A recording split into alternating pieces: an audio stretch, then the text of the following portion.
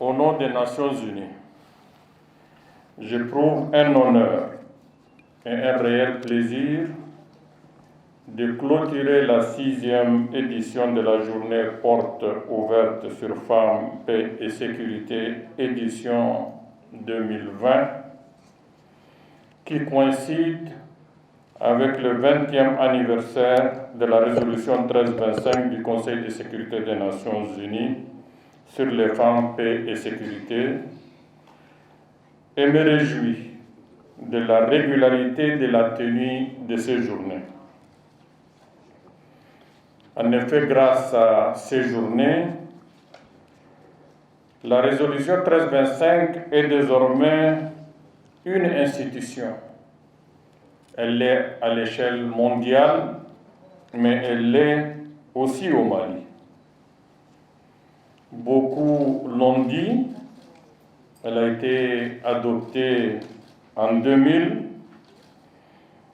et le Conseil de sécurité, par cette résolution, a voulu mettre en place un instrument par lequel il reconnaît la nécessité de tenir compte de la perspective de genre et des besoins spécifiques des femmes et des filles à tous les niveaux des traitements de conflits et de la recherche de la paix. Résolution donc pionnière, la 1325, chose que beaucoup ignorent, a été suivie depuis lors par 9 autres résolutions sur la même thématique et portant sur la promotion de l'égalité des sexes et le renforcement de la participation, de la protection et les droits des femmes tout au long des cycles de conflits, de leur prévention jusqu'à la reconstruction post-conflit. La dernière en date de ces 10 résolutions, à savoir la 2493, adoptée le 21 octobre 2019, élargit le champ d'action, notamment à une coopération internationale accrue au développement lié à l'autonomisation des femmes et à l'égalité des sexes. C'est dans ce cadre que le secrétaire général des Nations Unies, Antonio Guterres, à l'occasion justement de ce 20e anniversaire, a lancé un appel le 8 octobre dernier, appel visant à renforcer le leadership des femmes et leur pleine participation pour transformer la paix et la sécurité à travers un certain nombre d'actions. Madame la ministre, Mesdames, Messieurs, il y a lieu de signaler à ce niveau que 2 femmes maliennes ont participé par vidéoconférence, ce jour du 8 octobre dernier, au lancement de cet appel à l'action. Il se trouve que ces 2 braves femmes sont aujourd'hui présentes avec nous dans cette salle. Je vais parler de Madame la ministre, je vais parler de Madame Mama Koité,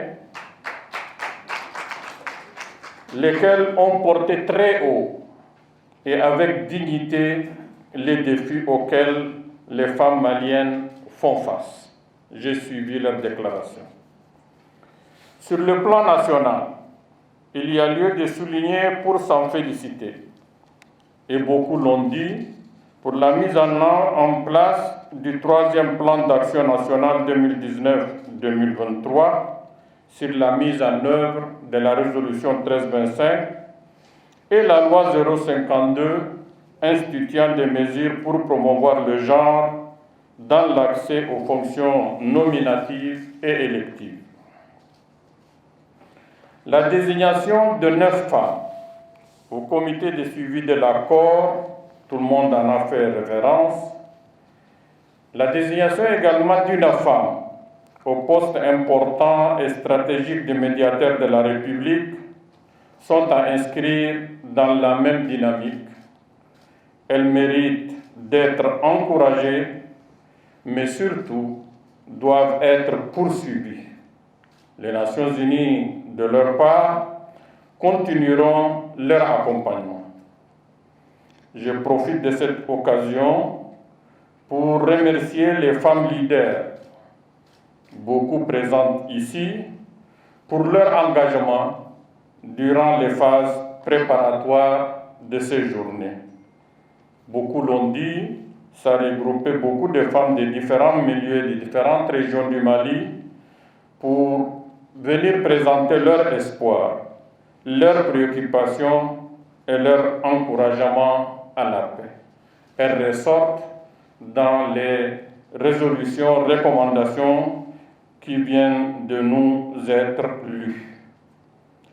Les Nations Unies tiennent à remercier chaleureusement le réseau Paix et Sécurité des femmes de l'espace CEDEAO, dirigé avec brio par Maître Saran Keita Diakité, ainsi que toutes les autres organisations de la société civile qui nous ont toujours accompagnés dans la résolution de ces journées, comme je l'ai dit, qui ont prouvé par leur régularité que les femmes maliennes sont réellement engagées.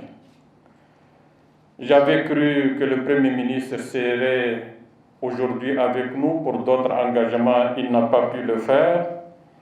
J'avais voulu terminer mon allocution en rappelant tout simplement que le Premier ministre actuel a été un des principaux acteurs de l'adoption de la résolution historique 1325, en ce sens qu'à l'époque, non pas seulement qu'il était ambassadeur, représentant permanent de la République de Mali auprès des Nations Unies, mais il représentait son pays au niveau du Conseil de sécurité auquel siège le Mali en 2000. J'ai eu l'occasion, de par mes anciennes fonctions, d'être présent dans la salle ce jour lors de l'adoption de la résolution 1325. Ce qui met un poids de plus sur nous autres, même si ça ne nous rajeunit pas, il est important de tenir compte de cet engagement des Nations Unies. Et comme je l'ai dit, désormais il y a 10 résolutions. La résolution pionnière, c'est la 1325. Mais il y en a d'autres. J'invite les uns et les autres à y jeter un regard parce qu'elle se complète et elle marque l'engagement des Nations Unies à travers toutes ces institutions, comme je l'ai dit, que ce soit les agences, le fonds, le programme, la MINUSMA qui est une mission ici. Mesdames, Messieurs, distingués invités, je vous remercie pour votre aimable attention.